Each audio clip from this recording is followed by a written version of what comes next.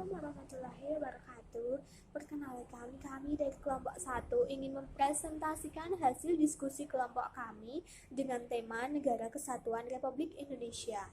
Dengan anggota 1 Fadia Indra Lukiana, 2 Muhammad Farhan Alif Naufal, 3 Dwi Yuliana, dan 4 Nur Kholis.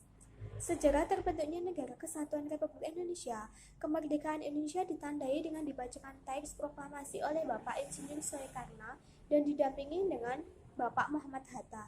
Terbentuknya Negara Kesatuan Republik Indonesia merupakan suatu proses yang bukan hanya proklamasi tetapi perjuangan kemerdekaan pun mempunyai peran dalam menciptakan cita-cita.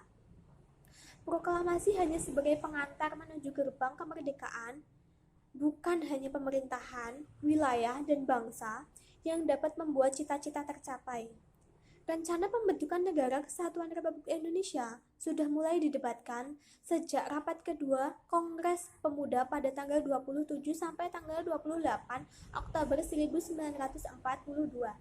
Kronologi terbentuknya Negara Kesatuan Republik Indonesia yakni pembentukan BPUPKI pada tanggal 29 April 1945, peristiwa bom pertama di Hiroshima yaitu pada tanggal 6 Agustus 1945, pembentukan PPKI pada tanggal 7 Agustus 1945, peristiwa bom kedua di Nagasaki yaitu pada tanggal 9 Agustus 1942, penyerangan Jepang terhadap sekutu pada tanggal 10 Agustus 1945 dan benar-benar menyerahkan pada tanggal 15 Agustus 1945, peristiwa Rengas Dengklok pada tanggal 16 Agustus 1945 dan pembacaan teks proklamasi di hari kemerdekaan yakni pada tanggal 17 Agustus 1945. Materi selanjutnya adalah makna dari Negara Kesatuan Republik Indonesia. Adapun makna dari Negara Kesatuan Republik Indonesia adalah yang pertama, merupakan tanda berakhirnya perjuangan bangsa Indonesia melawan penjajah. Yang kedua, menyatakan bahwa Indonesia merupakan negara kesatuan, bukan negara federal. Yang ketiga, sebagai keutuhan wilayah. Keutuhan wilayah ini meliputi seluruh pulau yang ada di Indonesia. Yang keempat, sebagai keutuhan khasanah budaya. Keutuhan khasanah budaya ini meliputi adat istiadat, suku, pakaian adat, kebiasaan, maupun karya cipta yang ada di Indonesia.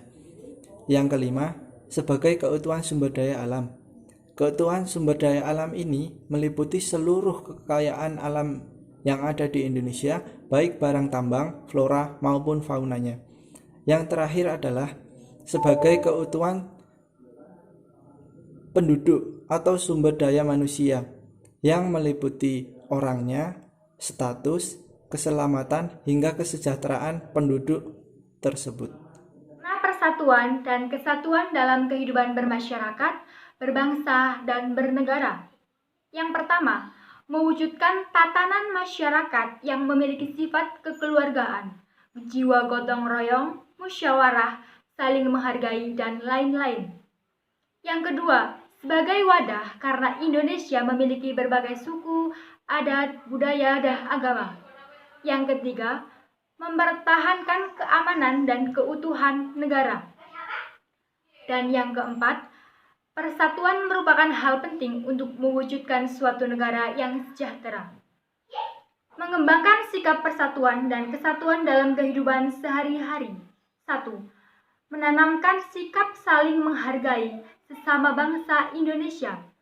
Yang kedua, mengakui Indonesia sebagai tanah lahir bersama.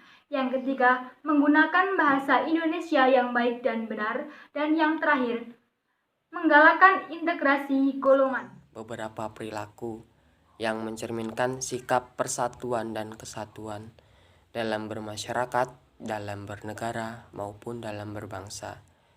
Yang pertama, kita singgung mengenai perilaku dalam bermasyarakat yang mencerminkan sikap persatuan dan kesatuan.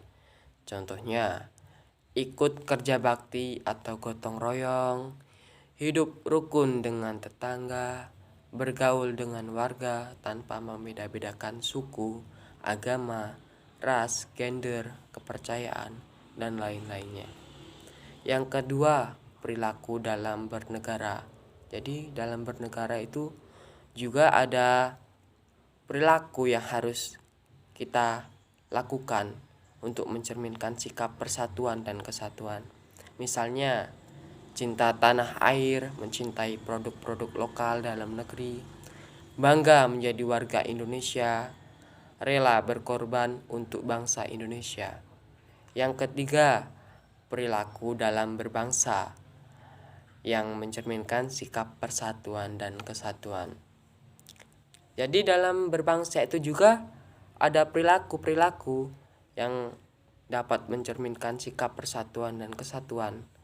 Misalnya, mendahulukan kepentingan bangsa daripada kepentingan pribadi atau golongan, memajukan pergaulan demi persatuan dan kesatuan bangsa, memberikan kesempatan kepada semua daerah untuk memajukan kebudayaan-kebudayaannya.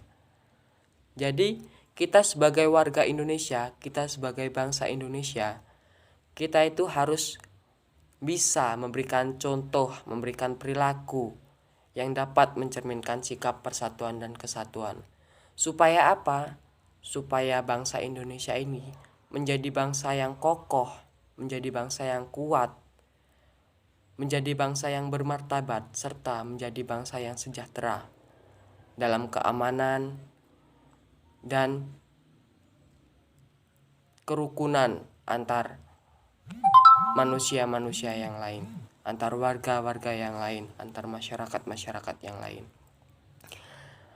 Berikut hasil kerja kelompok kami apabila ada kesalahan kata atau kata-kata yang kurang sopan, kami mohon maaf yang sebesar-besarnya. Saya akhiri, wabillahi taufik wal hidayah. Wassalamualaikum warahmatullahi wabarakatuh.